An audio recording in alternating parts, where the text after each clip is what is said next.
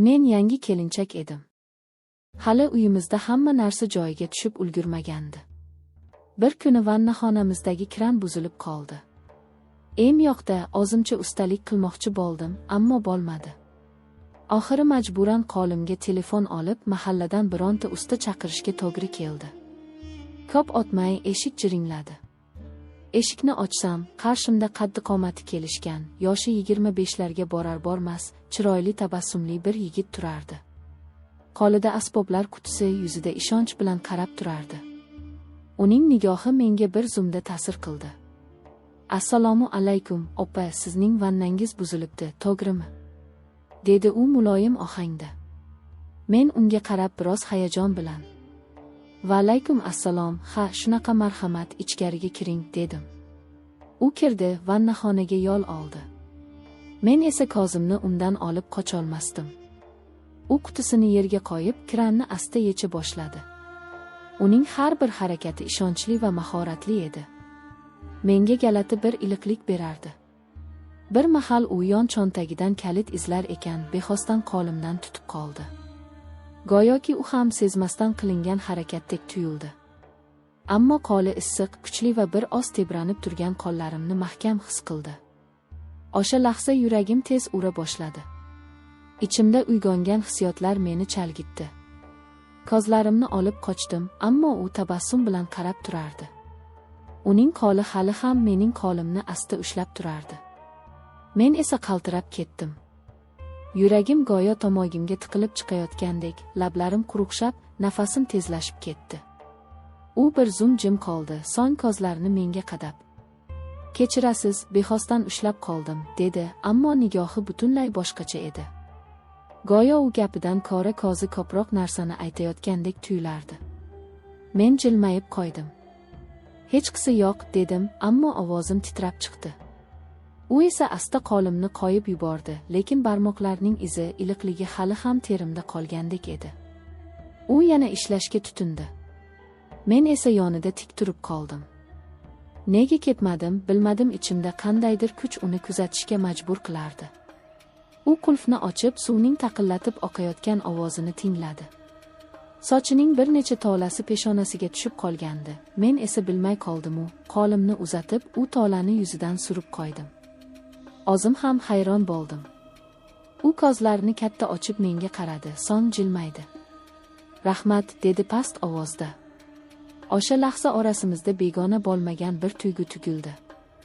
Vannaxonada suvning tomchilashi, hidi va bizning sokin ovozlarimizgina eshitilardi. Unga yaqinroq turib qoldim. U esa birdan to'xtab menga yuzlandi.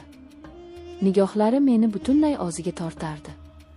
Yuragim hapriqib ketdi, qo'llarimni qayerga qo'yishni bilmadim. Shunda u qo'lidagi kalitni asta chetga qo'ydi. Bir qo'lini sekin ko'tarib mening yuzimga tekkizdi. U qo'l shu qadar iliq ediki, men ko'zlarimni yumib yubordim. "Siz juda chiroyli ekansiz", dedi u shivirlagandek. Mening quloqlarim qizarib ketdi, ichimda ehtiros va qo'rquv aralash tuyg'u uyg'ondi. Shunda ko'zlarimni ochib unga qaradim. Bizning nigohlarimiz shu qadar yaqinlashgandiki, bir qadam tashlasa, lablarimiz tegib ketadigandek edi. Men nigohimni undan uzolmasdim. O'sha payt yuragim shunchalar tez urardiki, go'yo butun uy eshitib qo'yadigandek edi. Yigitning ko'zlari chuqur, sokin, lekin ichida yashiringan bir issiqlik bor edi. U nigohlari bilan nimadir so'rardi, nimadir taklif qilardi. "Siz yolg'izmisiz?" deb so'radi u nihoyat. Ovozi past, lekin qat'iy edi. Men hayron bo'ldim. So'zni qayoqqa burayotganini sezib jim qoldim. Bir necha soniya ichida menda ikkita tuyg'u uyg'ondi. Biri ehtiyotkorlik, boshqasi esa yuragimni junbushga keltirayotgan ehtiros. "Eshim tashqarida", dedim arang. U menga bir qadam yaqinlashdi. Uning nafasi yuzimni silab o'tgandek bo'ldi. Men esa ortga chekinmadim. Balki chekinishni istamadim. Shu mahal qo'llarimni ikki kafti bilan ushlab oldi. "Men sizni ko'rgan zahotimdan qalbim titradi", dedi u asta. Uning so'zlari yuragimni larzaga soldi. Men ko'zlarimni yumdim. Qo'llarim esa asta-sekin uning qo'liga moslashib, unga ergashayotgandek edi. U yuzimga yanada yaqinlashdi. Lablarimiz bir-biriga tegishi uchun faqat yarim qadam qolgandi. Men og'zimni butunlay yo'qotdim. Ichimda qandaydir ovoz to'xta desa ham, boshqa bir kuch yaqinlash derdi. Men esa o'sha kuchga bo'ysundim. U asta yonogimdan opdi. Shunda butun vujudimdan titroq o'tdi.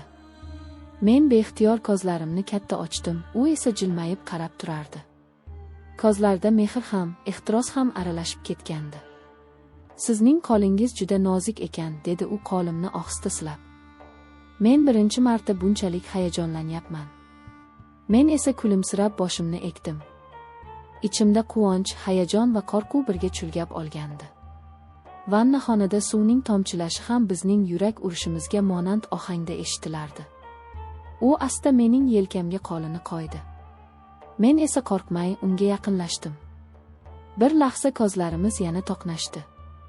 Biz allaqachon begona emasdik. Bu yaqinlik tobora kuchayib borardi. Men uni o'zimga yaqinlashtirdim. Uning issiq nafasi bo'ynimni silardi. Men esa ko'zlarimni yumib butunlay o'zimni qo'yib berdim. Shu lahza tashqaridan qushlarning ovozi eshitildi. Oynadan kirib turgan quyosh nuri esa bizning yonimizda o'ynardi. Go'yo butun olam bizni kuzatib jim qolgan edi. Uning qo'llari yelkamda turganida men o'zimni butunlay boshqa dunyoga tushgandek his qildim. Shu kungacha boshimdan kechmagan tuyg'ular meni o'z domiga tortayotgandek edi. Qulog'im ostida yuragimning tez urishi, ichimdagi iliq to'lqinlar va uning yaqinligi, bularning barchasi meni mast qilardi. Sizni ko'rib o'zimni yo'qotib qo'yapman, dedi u past ovozda menga qarab. Men esa jilmayib qo'ydim. O'zim ham nima deyishni bilmadim, faqat ko'zlarim bilan javob berdim. U qo'llarini qo'yib yana kran tarafga qaradi. Go'yo o'zini bosib olishga harakat qilayotgandek edi. Men esa yonida turgancha uni kuzatardim. Har bir harakati, har bir nafas olishi meni o'ziga rom qilar edi. Bir mahal u menga qarab: "Bilasizmi, men bunday hisni birinchi marta sezayapman. Odatda ish uchun kelaman, ishlayman, ketaman. Lekin sizni ko'rib, u to'xtab qoldi." Men so'radim: "Nima bo'ldi?" "Sizni ko'rib yuragim titrayapti." So'zlari meni larzaga soldi. Men ham ichimda nimadir uzilib tushgandek bo'ldi. Axir men yangi kelinchak edim, endi-chi? Nega bunday hislar meni quvib keldi? Men javob bera olmadim. Faqat yonimdan o'tar ekan, uning kafti bilagimga tegib ketdi. Bu mayda tegishning o'zi ham tanamdan titroq o'tkazdi. Unga qaradim. U ham menga tik qarab turardi. Ko'zlarimiz bir necha soniya sokin jimlikda bog'lanib qoldi. Bu jimlik so'zlardan ming karra kuchli edi.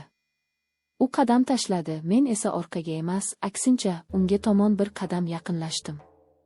Go'yo qalbimiz allaqachon qaror qilgandi. U yuzimni asta ikki qo'li bilan ushlab sochlarimni siladi. Men ko'zlarimni yumdim. Uning kaftlari issiq, qo'llari qattiq, lekin mehrli edi.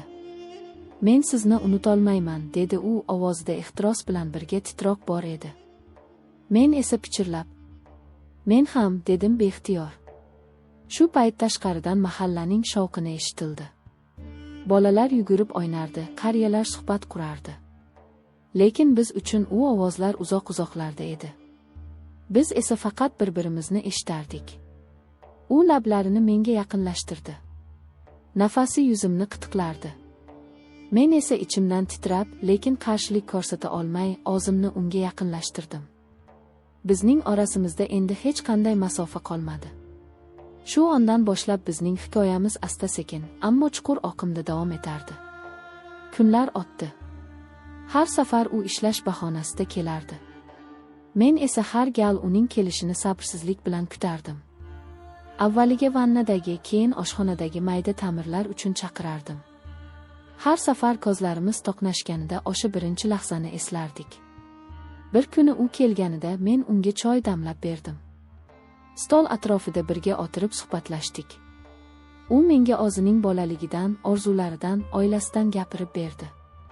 Men esa unga o'zimning hislarimni ochib bera olmasam-da, ko'zlarim bilan unga butun qalbimni ishonib topshirardim. Bizning suhbatlarimiz, qarashlarimiz, qo'l tekkizib olishlarimiz tobora yaqinlashib bordi. Har safar u ketganda men o'zimni bo'shashib, yuragimning bir bo'lagi ham ketgandek his qilardim. U esa qaytishda "Yana chaqirasizmi?" deb jilmayardi. Men esa uyatchanlik bilan boshimni egib, "Balki" deb qo'yardim. Shu tariqa vaqt o'tgan sayin bizning yaqinligimiz tobora ortib borardi. Men endi uni kutmasam turolmasdim. U kelmasa uyim bombosh, hayotim rangsiz ko'rinardi.